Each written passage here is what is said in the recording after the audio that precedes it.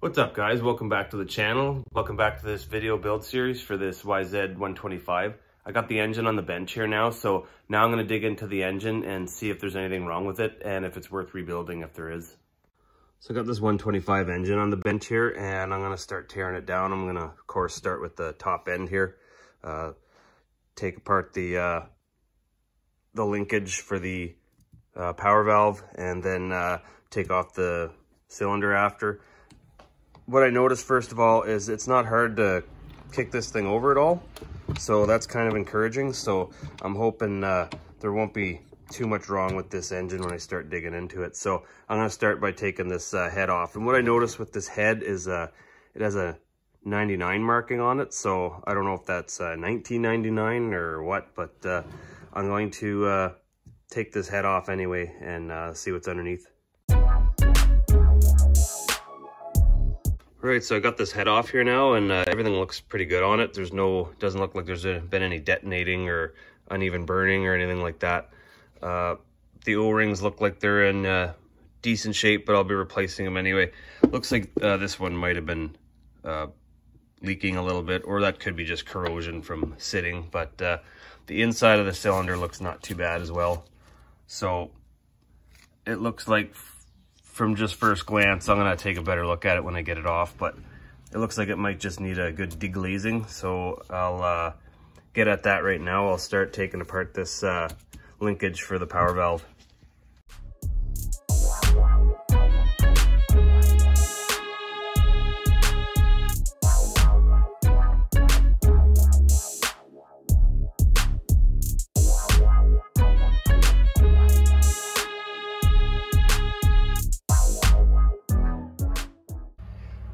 So that does not look too bad at all there, guys. So there's a little bit of, seems to be a little bit of water in here, but that's, of course, probably from just sitting and creating moisture or whatever, as it probably, as it thawed out in the garage here, probably condensed, and now there's probably some water in there. This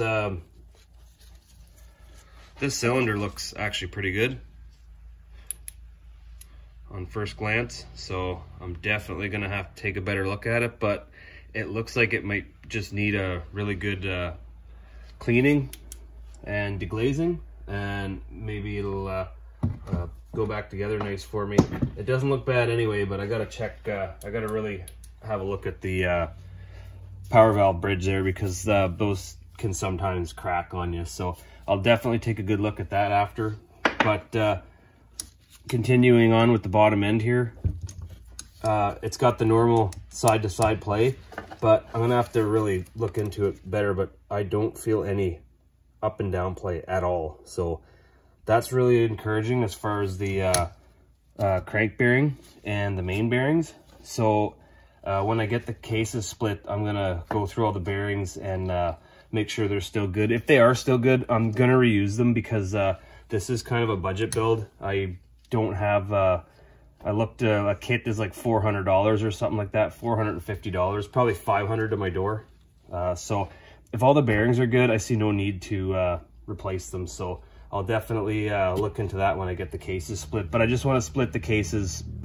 First of all, it's easier to clean them, and second, I can just make sure all my components are there, all my shifting components. I can look at the transmission gears, make sure everything's there, all the washers, everything needed, and then I can comfortably put it back together nice and clean, so it has a nicer appearance when I'm done. So that's kind of the plan with that. But I'm going to continue on with the probably the stator side and pull off the flywheel.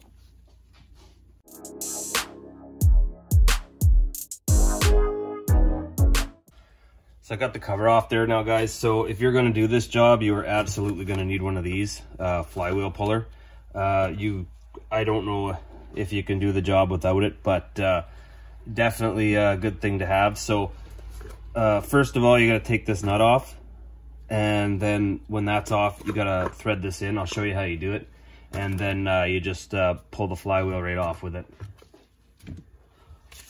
So this is a 14 mil.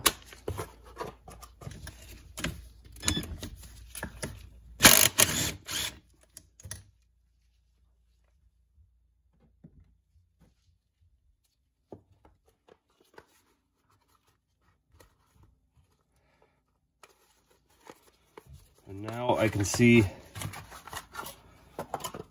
oops. So now you take this all the way out.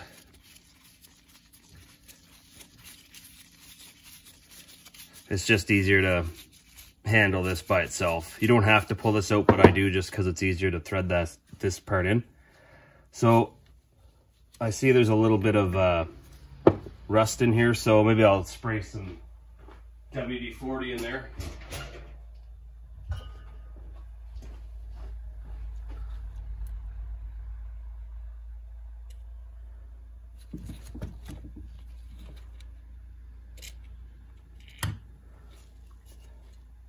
Just loosen up any kind of rust in there, so it goes in a little easier.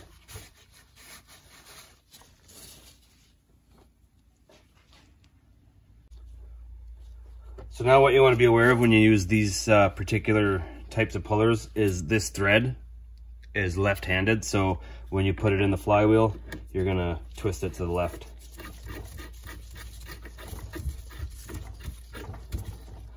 And you want to get it in as far as it'll let you.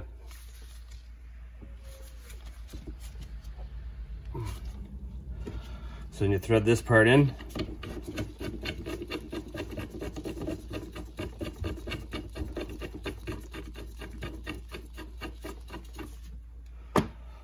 and then you torque on this part. Usually I use an impact because it usually breaks it free a little easier. Oh, that's a little bigger, is it? Yeah. 17 wins.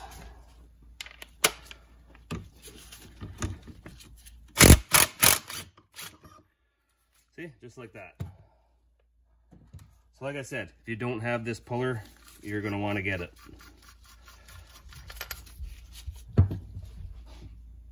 I will leave a link down in the description as to where you can get a tool like this. Other than that, I'm gonna pull off the stator here. Before I go any further there, guys, when you're pulling these stators off, a lot of these models have these little marks. It's like a timing mark right about here. Oh, sorry. Right about here. See that arrow, and it's lined up with this line. So when this goes back together, you're going to want to line that up and then put your screws in and tighten it down. So I see a problem already here, guys. This bolt in the case here that has backed out. So not the end of the world. I don't know if it caused any damage in there, but when I open these up, I'll definitely see what's going on. And this seal has definitely been leaking. So we'll be replacing that anyway. So the next thing to do, guys, is just get this sprocket off. But first, I'm going to take the, this seems really worn out. I'm going to have to check that out, make sure the splines are still good. But I'm going to get this gear shifter off, and I'm going to put like a vice grip on here. I'm going to go through the gears just to see if it's shifting properly. And then I'm going to take this sprocket off, and then we'll be done with this side here.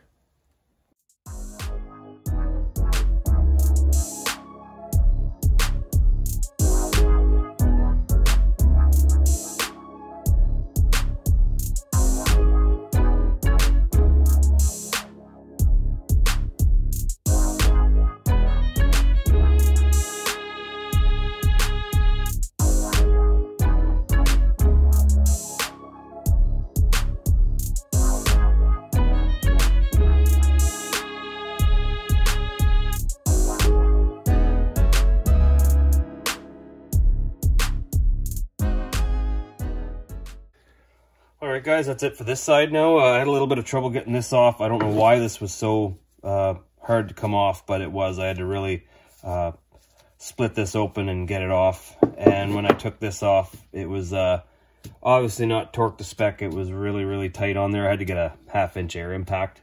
That's a pretty big weapon to be using to get that little nut off. So it probably wasn't torqued down to spec, I would say.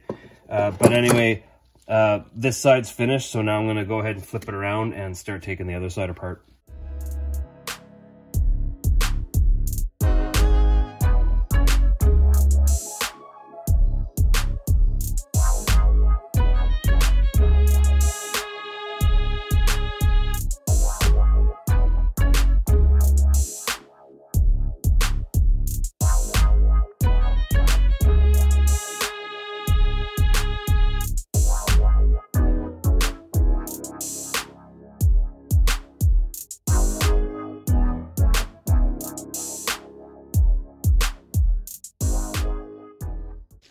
All right, guys, not exactly sure what the hang-up was with that first case coming off there, but I got it off anyway. So now it's time to probably start taking like this bolt out, and then probably be able to hold the clutch basket steady while I take that out, and then probably take that clutch basket nut out, and then take the whole assembly out.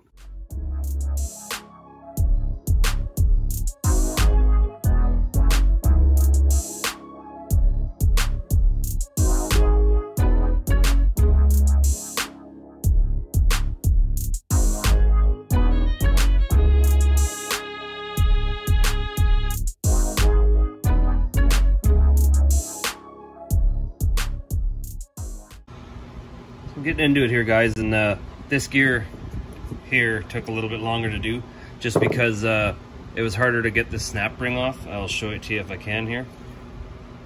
See how it's broken there? So that was a little harder to get on with the pliers there. So I'm almost done this side here. All I have to do now is just take that the shift shaft out and all the rest of the shifting components, and then I'll be pretty well ready to split the cases.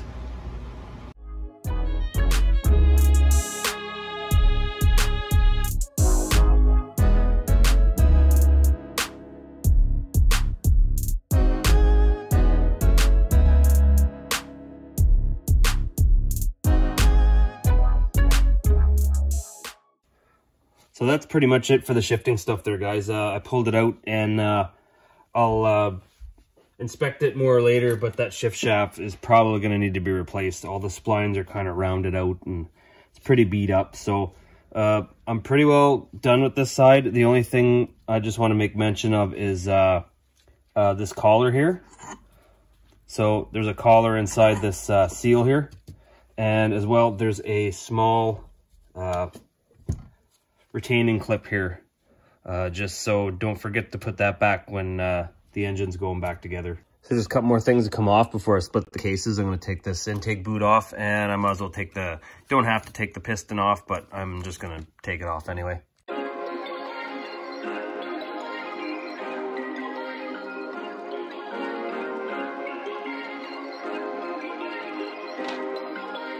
Perfect.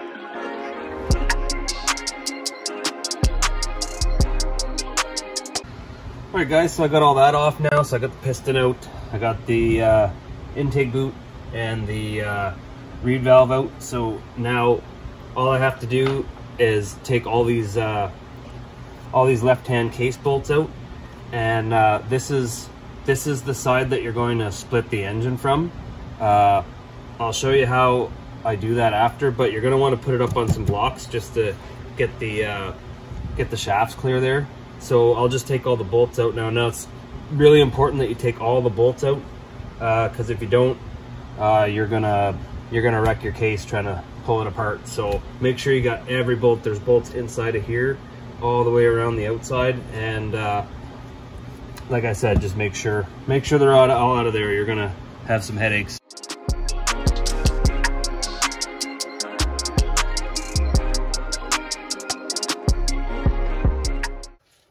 Alright, so I got all the bolts out. I've double checked, triple checked, made sure I got all the bolts out here. Because like I said, once you start pulling this, these won't just usually pop out for you. It's going to seem like it's stuck at first when you start lifting on it. But usually if you give it a little bit of help with a dead blow hammer or something like that around the case. I like to set up my puller, which I've got right here. These are really helpful and useful to do this with. I don't think there's any other way to do it. But when I put my puller on, I like to, if I can, if there's bolts that go straight across from each other, I like to set that up like that, and then if I can, get one further over here to help pull this side up too. But I don't think that's going to happen this time. But I'm just going to put my puller on, and I'm going to put the rods inside the threads where the bolts go for the stator. So that's how I'm going to pull this engine case apart.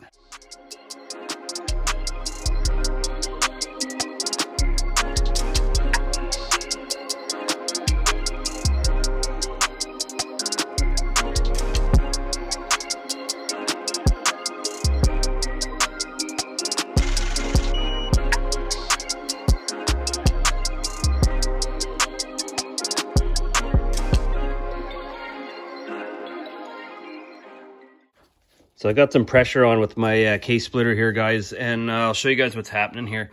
Is at the very front, it doesn't really want to split here.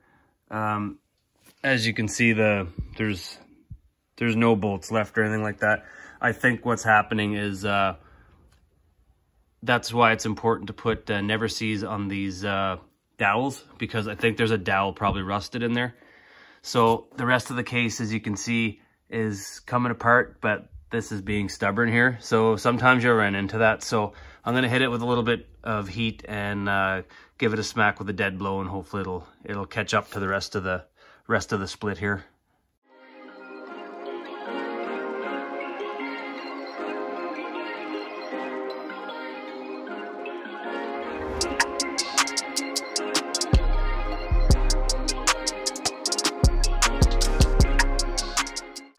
All right, guys, so I got the cases split here, and of course, when I took this top case off, this washer fell out. There's always washers that are going to fall out on you. Make sure you know where they go. This one here can't go anywhere else. This is the only shaft that it fits on. So, but that was it. That fell out. You do want to check your cases just in case you've got some washers hanging out in there somewhere. Sometimes they stick to the oil, or the oil holds them there, and then they just fall out when you're not expecting it, and then you don't know where it goes. So watch for that. I pulled the crank out, and I'm pleased with the way it came out. It's seems absolutely perfect. So I'm going to reuse that crank. I don't see anything wrong with that at all. The bearing seems just fine in it. So now I'm going to take these transmission pieces out and have a look at them.